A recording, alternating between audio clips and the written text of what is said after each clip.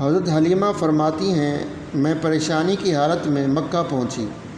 آپ کے دادا عبد المطلب کے پاس پہنچتے ہی میں نے کہا، میں آج رات محمد کو لے کر آ رہی تھی۔ جب میں بالائی علاقے میں پہنچی تو وہ اچانک کہیں گم ہو گئے۔ اب خدا کی قسم میں نہیں جانتی وہ کہاں ہیں۔ عبد المطلب یہ سن کر فوراً کعبہ کے پاس کھڑے ہو گئے۔ انہوں نے آپ کے مل جانے کے لیے دعا کی، پھر آپ کی تلاش میں روانہ ہوئے۔ ان کے ساتھ ورقہ بن نوفل بھی تھے۔ غرض دونوں تلاش کرتے کرتے تہامہ کی وادی میں پہنچے۔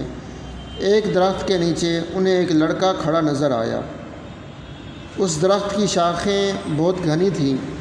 عبد المطلب نے پوچھا، لڑکے تم کون ہو؟ رسول اللہ صلی اللہ علیہ وسلم چونکہ اس وقت تک قد نکال چکے تھے، اس لیے عبد المطلب پہچان نہ سکے۔ آپ کا قد تیزی سے بڑھ رہا تھا۔ جواب میں آپ نے فرمایا، میں محمد بن عبداللہ بن عبد المطلب ہوں۔ یہ سن کر عبد المطلب بولے، تم پر میری جان قربان، میں ہی تمہارا دادا عبد المطلب ہوں۔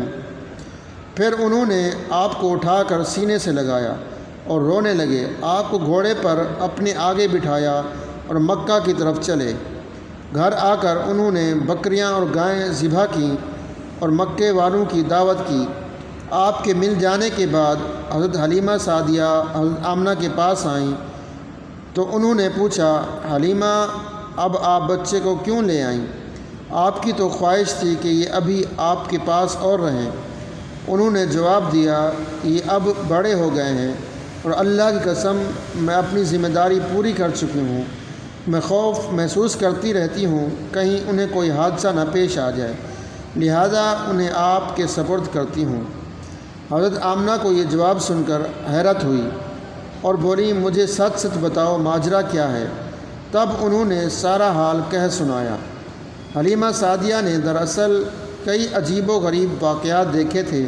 ان واقعات کی وجہ سے وہ بہت پریشان ہو گئی تھیں۔ پھر سینہ مبارک چاک کیے جانے والا واقعہ پیش آیا تو وہ آپ کو فوری طور پر واپس کرنے پر مجبور ہوئیں۔ وہ چند واقعات حضرت حلیمہ سعدیہ رضی اللہ عنہا اس طرح بیان کرتی ہیں، ایک مرتبہ یہودیوں کی ایک جماعت میرے پاس سے گزری۔ یہ لوگ آسمانی کتاب تورات کو ماننے کا دعویٰ کرتے تھے۔ میں نے ان سے کہا، کیا آپ لوگ میرے اس بیٹے کے بارے میں کچھ بتا سکتے ہیں؟ ساتھ ہی میں نے رسول اللہ صلی اللہ علیہ وسلم کی پیدائش کے بارے میں انہیں تفصیلات سنائیں۔ یہودی تفصیلات سن کر آپس میں کہنے لگے، اس بچے کو قتل کر دینا چاہیے۔ یہ کہہ کر انہوں نے پوچھا، کیا یہ بچہ یتیم ہے؟ میں نے ان کی بات سن لی تھی کہ وہ ان کے قتل کا ارادہ کر رہے ہیں، سو میں نے جلدی سے اپنے شوہر کی طرف اشارہ کرتے ہوئے کہا، نہیں، اس بچے کے باپ یہ ہیں۔ تب انہوں نے کہا، اگر یہ بچہ یتیم ہوتا تو ہم ضرور اسے قتل کر دیتے۔ یہ بات انہوں نے اس لیے کہی تھی کہ انہوں نے پرانی کتابوں میں پڑھ رکھا تھا کہ ایک آخری نبی آنے والے ہیں، ان کا دین، ان کی پیدائش اور بچپن کی یہ علامات ہوں گی، اور یہ کہ وہ یتیم ہوں گے۔ اب چونکہ ان سے حلیمہ سعدیہ نے یہ کہہ دیا کہ یہ بچہ یتیم نہیں ہے، تو انہوں نے خیال کر لیا کہ یہ وہ بچہ نہیں ہے۔ اس طرح انہوں نے بچے کو قتل کرنے کا ارادہ ترک کر دیا۔ اسی طرح ان کے ساتھ یہ واقعہ پیش آیا۔ ایک مرتبہ وہ آپ کو عکاظ کے میلے میں لے آئیں۔ جاہلیت کے دور میں یہاں بہت مشہور میلہ لگتا تھا۔ یہ میلہ طائف اور نخلا کے درمیان میں لگتا تھا۔ عرب کے لوگ حج کرنے آتے تو شوال کا مہینہ اس میلے میں گزارتے، کھیلتے کودتے اور اپنی بڑائیاں بیان کرتے۔ حلیمہ سعدیہ رضی اللہ عنہا آپ کو لیے بازار میں گھوم رہی تھیں کہ ایک کاہن کی نظر آپ پر پڑی۔ اسے آپ میں نبوت کی تمام علامات نظر آ گئیں۔ اس نے پکار کر کہا، لوگو، اس بچے کو مار ڈالو۔ حلیمہ اس کاہن کی بات سن کر گھبرا گئیں اور جلدی سے وہاں سے سرک گئیں۔ اس طرح اللہ تعالیٰ نے رسول اللہ صلی اللہ علیہ وسلم کی حفاظت فرمائی۔ میلے میں موجود لوگوں نے کاہن کی آواز سن کر ادھر ادھر دیکھا کہ کس بچے کو قتل کرنے کے لیے کہا گیا ہے، مگر انہیں وہاں کوئی بچہ نظر نہیں آیا۔ اب لوگوں نے کاہن سے پوچھا، کیا بات ہے، آپ کس بچے کو مار ڈالنے کے لیے کہہ رہی ہیں؟ اس نے ان لوگوں کو بتایا، میں نے ابھی ایک لڑکے کو دیکھا ہے، معبودوں کی قسم وہ تمہارے دین کے ماننے والوں کو قتل کرے گا، تمہارے بتوں کو توڑ دے گا اور وہ تم سب پر غالب آئے گا۔ یہ سن کر لوگ آپ کی تلاش میں ادھر ادھر دوڑے لیکن ناکام رہے۔ حضرت حلیمہ سعدیہ آپ صلی اللہ علیہ وسلم کو لیے واپس آ رہی تھیں کہ ذی الحجار سے ان کا گزر ہوا۔ یہاں بھی میلہ لگا ہوا تھا۔ اس بازار میں ایک نجومی تھا، لوگ اس کے پاس اپنے بچوں کو لے کر آتے تھے۔ وہ بچوں کو دیکھ کر ان کی قسمت کے بارے میں اندازے لگاتا تھا۔ حلیمہ سعدیہ رضی اللہ عنہا اس کے نزدیک سے گزریں تو نجومی کی نظر رسول اللہ صلی اللہ علیہ وسلم پر پڑی۔ نجومی کو آپ صلی اللہ علیہ وسلم کی مہر نبوت نظر آ گئی، ساتھ ہی آپ صلی اللہ علیہ وسلم کی آنکھوں کی خاص سرخی اس نے دیکھ لی۔ وہ چلا اٹھا، اے عرب کے لوگوں، اس لڑکے کو قتل کر دو، یہ یقیناً تمہارے دین کے ماننے والوں کو قتل کرے گا، تمہارے بتوں کو توڑے گا اور تم پر غالب آئے گا۔ یہ کہتے ہوئے وہ آپ کی طرف جھپٹا، لیکن اسی وقت وہ پاگل ہو گیا اور اسی پاگل پن میں مر گیا۔ ایک اور واقعہ سیرت ابن ہشام میں ہے کہ حبشہ کے عیسائیوں کی ایک جماعت رسول اللہ صلی اللہ علیہ وسلم کے پاس سے گزری۔ اس وقت آپ صلی اللہ علیہ وسلم حضرت حلیمہ سعدیہ کے ساتھ تھے اور وہ آپ کو آپ کی والدہ کے حوالے کرنے جا رہی تھی۔ ان عیسائیوں نے آپ صلی اللہ علیہ وسلم کے مونڈھوں کے درمیان مہر نبوت کو دیکھا اور رسول اللہ صلی اللہ علیہ وسلم کی آنکھوں کی سرخی کو بھی دیکھا۔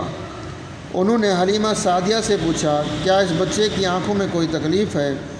انہوں نے جواب میں کہا، نہیں، کوئی تکلیف نہیں، یہ سرخی تو ان کی آنکھوں میں قدرتی ہے۔ ان عیسائیوں نے کہا، تب اس بچے کو ہمارے حوالے کر دو، ہم اسے اپنے ملک لے جائیں گے۔ یہ بچہ پیغمبر اور بڑی شان والا ہے، ہم اس کے بارے میں سب کچھ جانتے ہیں۔ حضرت حلیمہ سعدیہ یہ سنتے ہی وہاں سے جلدی سے دور چلی گئیں، یہاں تک کہ آپ صلی اللہ علیہ وسلم کی والدہ کے پاس پہنچا دیا۔ ان واقعات میں جو سب سے اہم واقعہ ہے وہ سینہ مبارک چاک کرنے والا تھا۔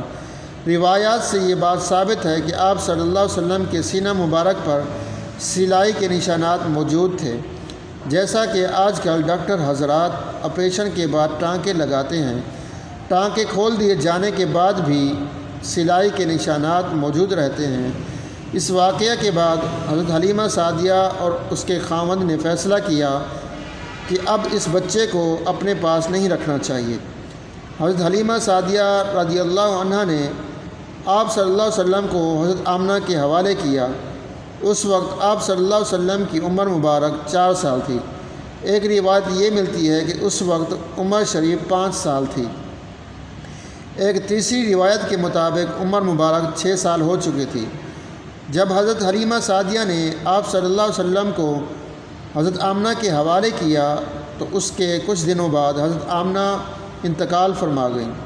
والدہ کا سایہ بھی سر سے اٹھ گیا۔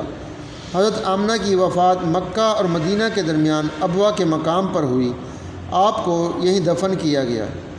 ہوا یہ کہ آپ صلی اللہ علیہ وسلم کی والدہ آپ صلی اللہ علیہ وسلم کو لے کر اپنے میکے مدینہ منورہ گئیں۔ آپ صلی اللہ علیہ وسلم کے ساتھ ایمن بھی تھیں۔ ایمن کہتی ہیں، ایک دن مدینہ کے 2 یہودی میرے پاس آئے اور بولے، ذرا محمد کو ہمارے سامنے لاؤ، ہم انہیں دیکھنا چاہتے ہیں۔ وہ آپ صلی اللہ علیہ وسلم کو ان کے سامنے لے آئیں۔ انہوں نے اچھی طرح دیکھا، پھر ایک نے اپنے ساتھی سے کہا، یہ اس امت کا نبی ہے اور یہ شہر ان کی ہجرت گاہ ہے، یہاں زبردست جنگ ہوگی، قیدی پکڑے جائیں گے۔ آپ صلی اللہ علیہ وسلم کی والدہ کو یہودیوں کی اس بات کا پتہ چلا تو آپ ڈر گئیں اور آپ صلی اللہ علیہ وسلم کو لے کر مکہ کی طرف روانہ ہوئیں، مگر راستے میں ہی مقام ابوا پر آپ کی وفات ہو گئی۔